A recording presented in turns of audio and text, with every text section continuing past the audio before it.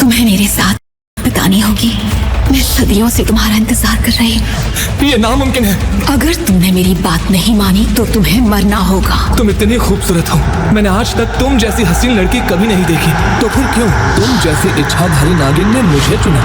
कौन हो तुम? क्या इच्छाधारी नागिन के माया जाल में फंस जाएगा ध्रुव? आखिर क्यों ये नागिन सदियों से कर रही थी ध्रुव का इंतजार? क्या है ध्रुव नाम के इस योद्धा की सच्चाई? आखिर कैसे पहुंचा ध्रुव इस तिलस्मी गुफा में? तुम मेरे हो ध्रुव, मैं तुम्हें हमेशा हमेशा के लिए अपना बना लूंगी। कौन हो तुम? मैंने आज से पहले तुम जैसी हसीन और खूबसूरत लड़की नहीं देखी। क्या चाहती हो तुम? मैं सिर्फ तुम्हें चाहती हूँ ध्रुव, सिर्फ तुम्हें। मैं कब से तुम्हारा इंतजार कर रही थी। क्या ध्रुव पर चल जाएगा खूबसूरत इच्छाधारी नागिन के हुस्न का जादू?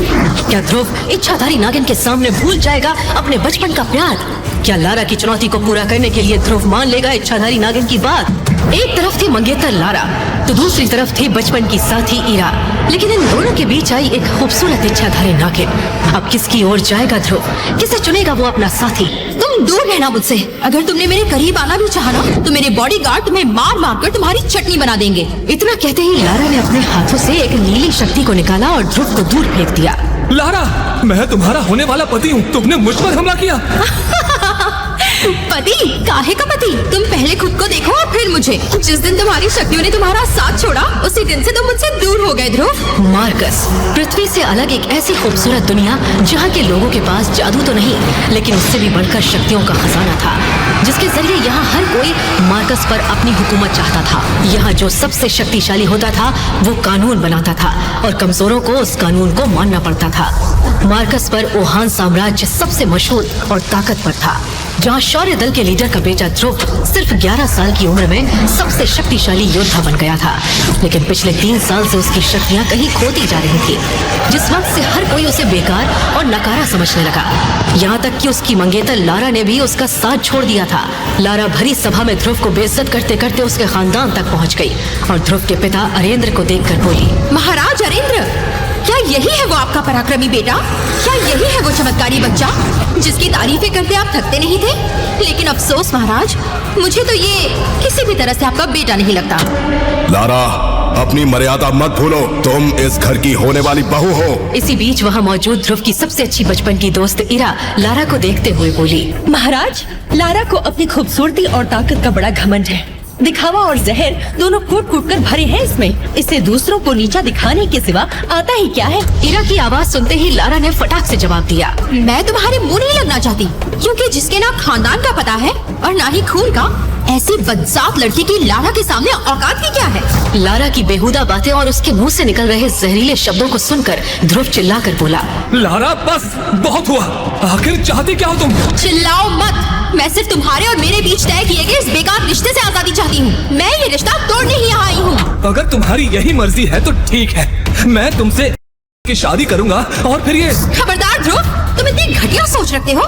कौन एक दिन के लिए भी तुम्हारी पत्नी बनेगी? लेकिन तभी इरा ने एक बार फिर लारा को टोकते हुए कहा, ठीक है तो कहा ध्रुव ने, वैसे तो तुम एक रात की दुल्हन बनने के लायक भी नहीं हो, लेकिन अगर ध्रुव तुम्हें की शादी करने का मौका दे रहा है तो इसमें इतना भड़कने की क्या जरूरत है?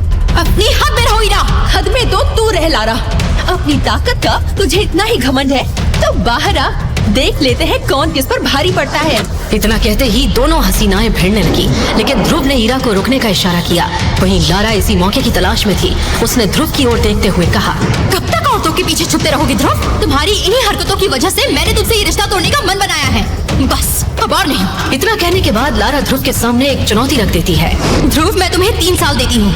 अगर तुमने 3 साल बाद जंग में मुझे हरा दिया तो मैं तुमसे शादी कर लूंगी, लेकिन अगर तुम हार गए तो जिंदगी भर के लिए तुम्हें मेरा गुलाम बनकर रहना होगा। लारा की इस चुनौती को सुनकर वहाँ मौजूद सभी लोग बातें करने लगे, लेकिन अचानक से ध्रुव की आवाज आई, लारा, मुझे तुम्हारी चुनौती मंजूर है।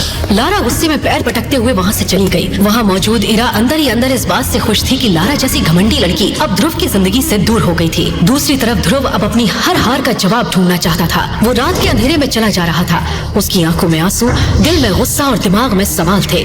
तभी उसके कदम एक कब्रिस्तान के बाहर आकर रुक गए। कब्रिस्तान में पहुंचकर वो एक कब्र के पास जाकर बैठ गया और तभी कुछ अजीब घटने लगा। अचानक ध्रुव की अंगूठी से एक रोशनी निकली और एक साया उभरने लगा। ध्रुव ने हैरानी से देखा, वो साया धीरे धीरे आकार लेने लगा और एक बुजुर्ग की तरह दिखने लगा। उसे देखकर ध्रुव घबरा गया। कौन हो तुम? कौन हूँ ये जानना तुम्हारे लिए जरूरी नहीं है, लेकिन हाँ, मैं तुम्हारी मदद करने के लिए ही यहाँ आया हूँ। मुझे तो तुम्हारा शुक्रिया अदा करना चाहिए। आखिर तुमने पिछले 3 सालों से मुझे अपनी अंगूठी में संभाल कर जो रखा है, और देखो आज मुझे नींद से भी जगा दिया। शुक्रिया ध्रुव, तुम्हारा बहुत बहुत शुक्रिया। उस सफेद आत्मा की ये बात सुनकर ध्रुव हैरान रह गया और गुस्से में बोला, तो तुम पिछले 3 साल से मेरी अंगूठी में छुपकर बैठे हो। कहीं तुम्हारी वजह से तो मेरी शक्तियाँ कम नहीं हो रही थी, क्योंकि जब से तुम मेरी अंगूठी में छुपकर बैठे हो। आगे की कहानी जानने के लिए देखिए अगला एपिसोड सिर्फ पॉकेट एफएम के यूट्यूब चैनल पर, और सुपर योद्धा के सारे एपिसोड्स को सुनने के लिए डिस्क्रिप्शन में दी लिंक से डाउनलोड करें पॉकेट एफएम ऐप।